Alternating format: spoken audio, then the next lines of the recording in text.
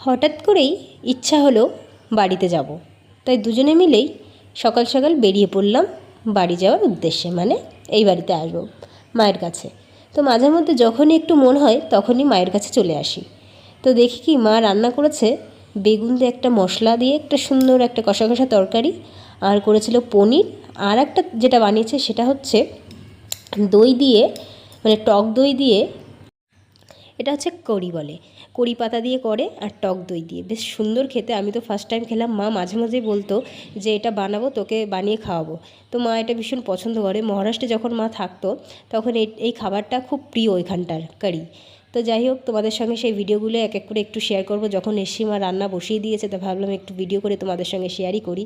তো মা প্রথমেই রান্না করেছিল হচ্ছে বেগুনগুলো দিয়ে বেশ মশলা, কাঁচা লঙ্কা, জিরে, হলুদ, মানে তোমার রসুন, আদা, পেঁয়াজ পরিমাণে অল্প দিয়ে একটু গামাখা করে বেগুন কষাটা করলো।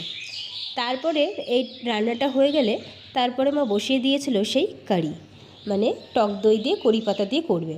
তো মা টক দইটা জল দিয়ে বেশ সুন্দর করে একটুখানি মাখিয়ে নিল, বেশ সুন্দর করে মিশিয়ে নিয়েছে, জল দিয়ে পাতলা করে ঝোল করে নিয়েছে। তারপরে ওর সঙ্গে মিশিয়েছিল একটু বেসন, পরিমাণ মতো অল্প বেসনটা মিশিয়ে মিক্সড করে বেশ সুন্দর করে জিনিসটাকে একদম মিক্সড করে নিল জল দিয়ে সামান্য পরিমাণ দিয়ে। তারপর দিয়েছিল হচ্ছে সামান্য পরিমাণ হলুদ, বেশ কালারটা সুন্দর আসবে।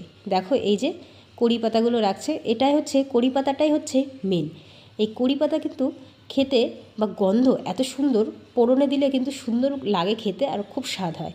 তো দিয়েছিল কড়ি পাতা, পেঁয়াজ কুচি আর রসুন কুচি, এটা দিয়ে সুন্দর করে ভাজা করে নিয়েছে। আর এদিকে তোমার যে টক দইটা সুন্দর করে জাল উঠলে ভাজা হয়ে গেলে দিয়ে দিয়েছিল কড়াইতে। এটা বেশ জালটা হলে তখন শেষে নামিয়ে দিয়েছিল। আর এটা খেতে যে এত স্বাদ কী আর বলবো। তো দেখো এদিকে রান্না হয়েই গেছে সব এক এক করে। এদিকে ভাত, পনিরের তরকারি, বেগুন দিয়ে একটা মশলা, আর এই যে কারি।